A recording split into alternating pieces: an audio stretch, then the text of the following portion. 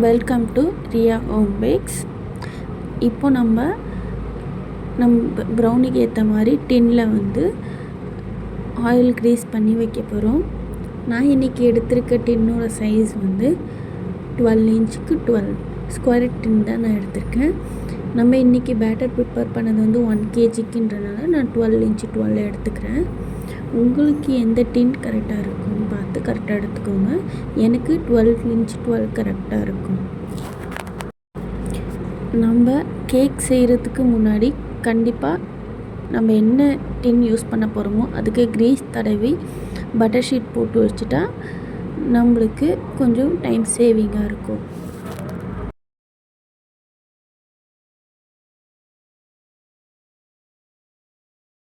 இப்போது இன்க்ரீடியன்ட்ஸ் பார்த்துடலாம்.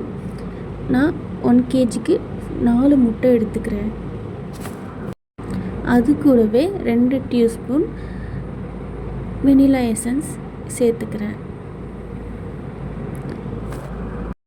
சேர்த்துட்டு நல்லா முட்டை மிக்ஸ் ஆகிற அளவுக்கு நல்லா கலக்கி விட்டுக்கிறேன்.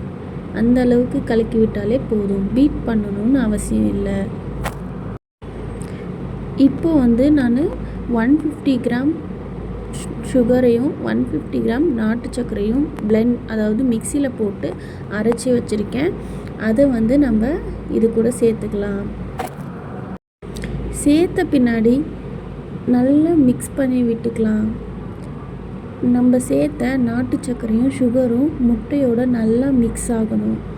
நல்லா கரைஞ்சி வர வரைக்கும் நம்ம இந்த மாதிரி கலக்கிட்டே இருக்கலாம்.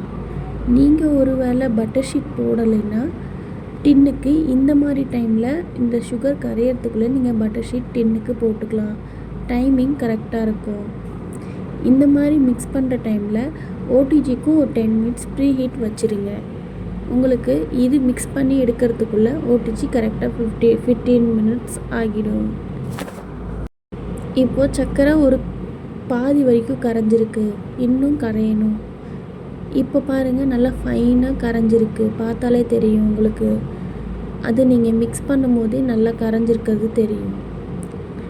இந்த மாதிரி கரைச்சது பிறகு சாக்லேட் சிரப் ரெடி பண்ணி வச்சுருக்கோம்ல, 250 கிராம் சாக்லேட்டும் 190 கிராம் பட்டரும் நான் எடுத்திருக்கேன். இதுக்கு பதிலாக நீங்கள் பட்டரும் ஆயிலும் பாதிக்கு பாதி கூட எடுத்துக்கலாம். அது உங்களோட இஷ்டம். நீங்கள் கொடுக்குற குவான்டிட்டிக்கு ஏற்ற மாதிரி எடுத்துக்கோங்க. இப்போ சாக்லேட்டை இதுக்குள்ளே நல்லா மிக்ஸ் பண்ணிக்கலாம். ரொம்ப மிக்ஸ் பண்ண வேண்டாம். முட்டையும் சாக்லேட்டும் மிக்ஸ் ஆகிற அளவுக்கு மட்டும் மிக்ஸ் பண்ணிக்கலாம். இதுக்கு மேலே நம்மளுக்கு விஸ்க்கு தேவையில்லை. விஸ்க்லேயே நீங்கள் உங்களுக்கு கரெக்டாக பண்ண தெரியும்னா லாஸ்ட் வரைக்கும் நீங்கள் விக்ஸ்லேயே பண்ணிக்கலாம். இல்லை எனக்கு விக்ஸில் பிகினர் அப்படின்னும் போது நீங்கள் வந்து பேட்சுலா யூஸ் பண்ணிக்கோங்க.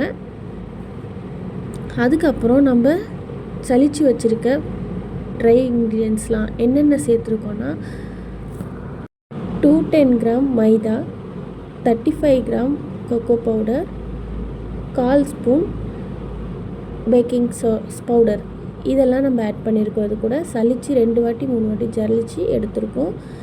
இது கூட ரொம்ப மிக்ஸ் பண்ண தேவையில்ல. அந்த மாவு போய் பேட்டரோடு மிக்ஸ் ஆகிற அளவுக்கு மட்டும் மிக்ஸ் பண்ணிக்கலாம். இல்லைன்னா ப்ரௌனி ஹார்ட் ஆகிடும். இப்போ நல்லா மிக்ஸ் பண்ணி எடுத்தாச்சு. இப்போ 12 இன்ச் 12 அந்த க்ரீஸ் தண்ணி ஒன்று பேனில் வந்து நம்ம இதை போட் பண்ணிக்கலாம்.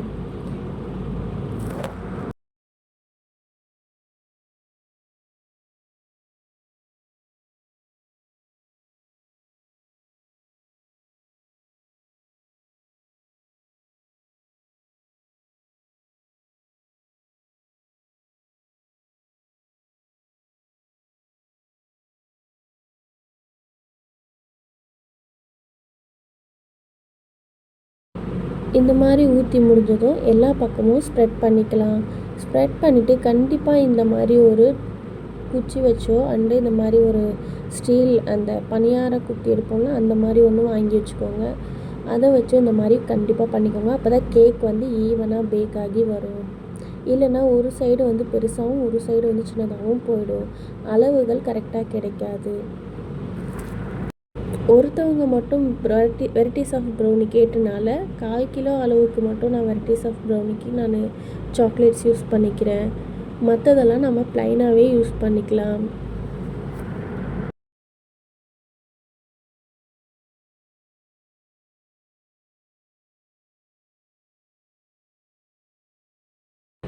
நட்ஸ் வந்து ஏற்கனவே நீங்கள் வறுத்து அதை பொடி பண்ணி வச்சுருக்கேன் நான்.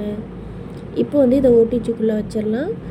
நான் ஏற்கனவே 10 மினிட்ஸ் ப்ரீ ஹீட் பண்ணேன். ஓடிஜியில் வந்து 20 மினிட்ஸ் பேக் பண்ணி எடுத்துக்கிறேன் 180 டிகிரியில். இப்போ நல்லா பேக் ஆகி வந்துருச்சு. எந்த அளவுக்கு சாஃப்டாக ஃபஜ்ஜியாக நம்மளுக்கு கிடச்சிருக்குன்னு பாருங்கள். இந்த மாதிரி நான் 20 பீசஸாக போட்டு எடுத்துக்கிறேன். இது அப்படியே போட்டால் 16 பீசஸாகவும் போடலாம், 20 பீசஸாகவும் போடலாம். ஆனால் நான் இன்றைக்கி 16 பீசஸாக எடுத்திருக்கேன். அதில் 4 பீசஸ் மட்டும் நம்ம ப்ரௌனி ஸ்லாபாக கேட்டிருக்கனால அதுக்கு எடுத்து வச்சுருக்கலாம். இப்போ அது வந்து எப்படி பேக் ஆகி வந்திருக்குன்னு ஒரு பீஸ் எடுத்து காட்டுறேன் பாருங்கள். இந்த அளவுக்கு சூப்பராக நம்மளுக்கு பேக் ஆகி கிடச்சிருக்கு. இதே மாதிரி நீங்களும் இந்த ரெசிபி ஃபாலோ பண்ணி கரெக்டாக பண்ணிங்கன்னா உங்களுக்கும் இதே மாதிரி ஃபினிஷிங் வரும்.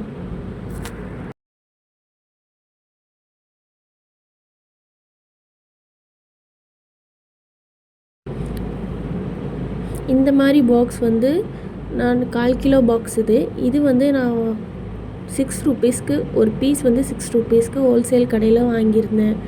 இதில் வந்து நான் 150 கிராம் ப்ரௌனீஸும் 1/4 கிலோ ப்ரௌனீஸும் இதில் தான் நான் பேக் பண்ணி சென்ட் பண்ணிகிட்ருக்கேன். ரொம்பவே நல்லா இருக்குது. இந்த மாதிரி மினி பைட்ஸாக நான் வந்து கஸ்டமர் கேட்டிருந்தாங்க. அதே மாதிரி நம்ம ரெடி பண்ணி கொடுத்துடலாம். இப்போ மினி பைட்ஸ் இந்த மாதிரி தான் ரெடி பண்ணி கட் பண்ணி கொடுத்துருந்தேன். பேலன்ஸ் இருந்த பீஸை வந்து நான் கெஃபே ஆர்டருக்காக யூஸ் பண்ணிக்கிட்டேன்.